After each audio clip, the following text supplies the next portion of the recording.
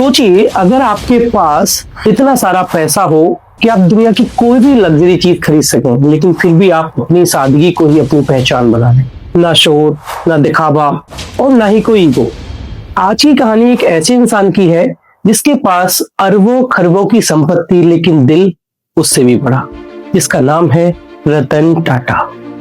Road पर दौड़ती हुई गाड़ियों पर अगर नजर डालें तो टाटा मोटर्स, अगर बात करें हवा में उड़ने वाले प्लेन की तो एयर इंडिया पर नजर आती है। और ताज होटल तो पूरी दुनिया में फेमस है, जिसको सारे लोग जानते हैं, वह भी टाटा मैनेज करता है। पावर से लेके फैशन तक और चाय से लेके नमक, अब तक 100 से भी ज्यादा कंपनी हैं जो टाटा के अंदर आती हैं। ये सब सक्सेस रतन टाटा की मेहनत और विजन से आई है। ये सब सक्सेस हम देखते हैं तो इसकी कड़ियां करीब 100 साल पीछे जाकर मिलती हैं। आज के इस वीडियो में हम जानेंगे कि कैसे टाटा ने इतना बड़ा एम्पायर खड़ा किया। दोस्तों, मेरा नाम है उदित और उदित डिकोड चैनल पे आपका स्वागत है। टाटा ग्रुप के प्रोडक्ट्स ऑलमोस्ट 150 प्लस कंट्रीज में एक्सपोर्ट होते हैं। 2025 के एस्टीमेट के मुताबिक टाटा ग्रुप का कैपिटल ऑलमोस्ट $403 बिलियन का है, जबकि अगर हम इंडियन करेंसी में बात करें तो 33,500 अरब रुपए। गाड़ियां हो या ज्वेलरी, नमक हो या चाय, एयरलाइंस इंडस्ट्री से लेकर रियल एस्टेट सर्विसेज तक टाटा ग्रुप 25 प्लस सर्विसेज में अपने पैर जमाए बैठा है। रतन टाटा के परदादा जमशेदी टाटा ने लगभग 157 साल पहले सिर्फ 21,000 रुपए देकर यह बिजनेस स्टार्ट किया था। सन 1868 में जब वह लगभग 29 साल के थे, तब उन्होंने अपनी खुद की कंपनी स्टार्ट की। कुछ समय बाद चेंज पोकली में एक ऑयल मिल काफी नुकसान में चल रहा था और वह बैंकक्रप्ट भी हो गया। उन्होंने वह ऑयल मिल सस्ते दाम में खरीदा और उसे कन्वर्ट करके कॉटन मिल में चलाने लगे। उस मिल को अलेक्जेंड्रा का नाम दिया गया। जमशेदी जी का मानना था कि इंडिया को मजबूत बनाने के लिए हर चीज को इंडिया में ही मैन्युफैक्चर करना जरूरी है और अपना यही मिशन लेते हुए वह कोशिश करते गए।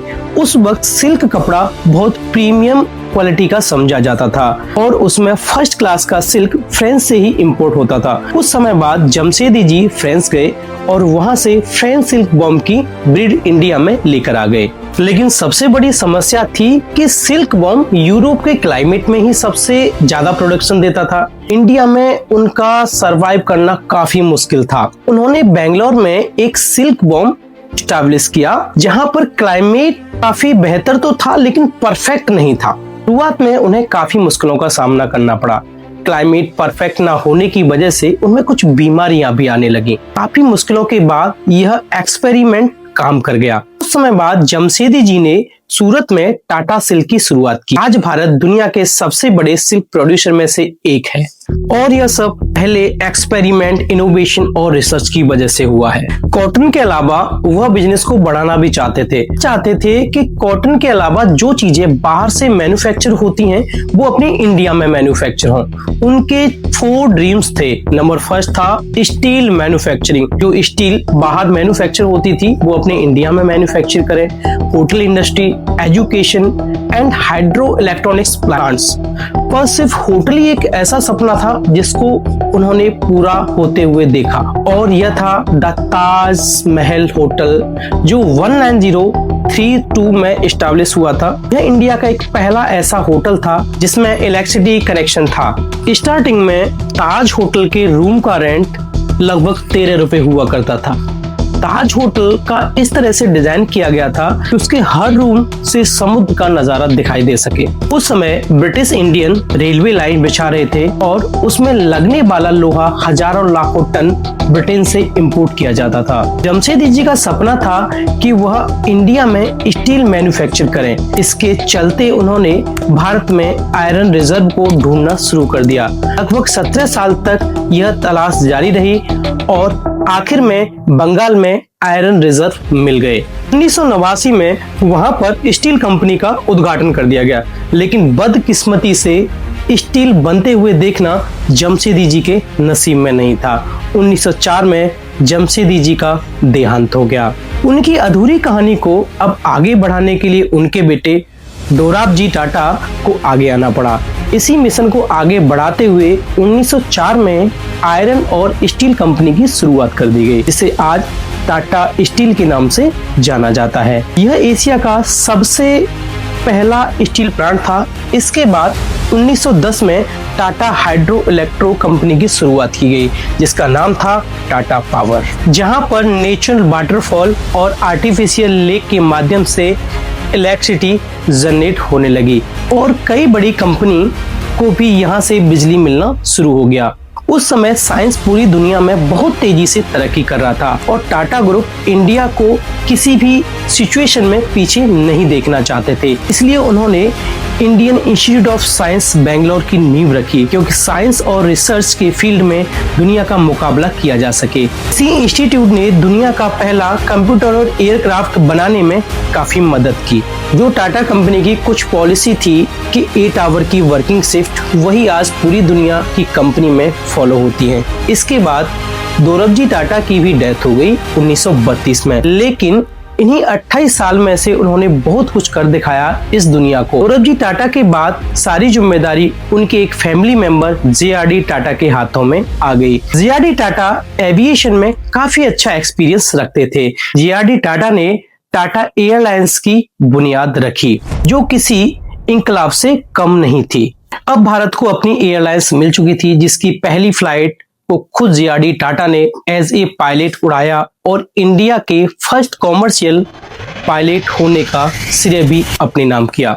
लेकिन 1947 में स्वतंत्रता मिलने के बाद इंडिया में मौजूद काफी इंडस्ट्री को इंडियन गवर्नमेंट ने अपने कब्जे में ले लिया, जिसमें टाटा एयरलाइंस भी थी और जिसका नाम बदलकर एयर इंडिया रख दिया गया। अब बारी थी केमिकल इंडस्ट्री की। JRD टाटा ने फील किया कि भारत में केमिकल इंडस्ट्री तो मौजूद है, लेकिन अपने काम करने के लिए कुछ इंपोर्टेंट केमिकल बाहर विदेश से इंपोर्ट करने पड़ते हैं, जैसे कि गिलास, साबुन, सर्फ के लिए कास्टिक सोडा की भी जरूरत पड़ती थी। इसके बाद 1939 में टाटा केमिकल कंपनी खोली गई, जो इंडिया के लिए तमाम केमिकल प्रोड्यूस रिलीज करती थी। इस कंपनी ने फर्टिलाइजर और दूसरे सेक्टर में इंडिया को ग्रो करने में काफी मदद की। इसके बाद JRD टाटा ने मर्सिडीज की शुरुआत की, जिसे आज हम टाटा मोटर्स के नाम से जानते हैं। इसके बाद 1960 में जब कंप्यूटर और टेक्नोलॉजी की तरफ जब दुनिया आगे बढ़ने लगी, तब टाटा ग्रुप भी पीछे नहीं रहा। उन्होंने इंडिया की सबसे पहली सॉफ्टवेयर और IT कंपनी लॉन्च की, जिसका नाम था TCS, Tata consultancy services. Tata consultancy की सर्विसेज शुरुआत की। उसके बाद 1984 में JRD टाटा ने फील किया कि भारत में लोग चाय बहुत शौक से पीते हैं। उन्होंने टाटा टी के नाम से एक कंपनी शुरू की और वह दुनिया की चाय बनाने वाली कंपनी में अभी सबसे अच्छे स्थान पे है। अब JRD टाटा बूढ़े भी हो चुके थे, तो उन्होंने अपने फैमिली मेंबर को US से बुलाया और वो कोई और नहीं थे, वे थे रतन टाटा जी।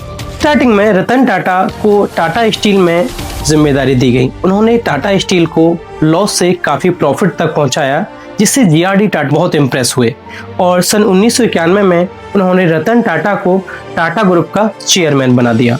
उन्होंने चेयरमैन बनते ही सोचा कि टाटा मोटर्स कार और ट्रक्स तो बनाता ही रहा है, लेकिन आज तक कोई ऐसी गाड़ी नहीं है जिसकी कंप्लीट मैन्युफैक्चर इंडिया में होती है।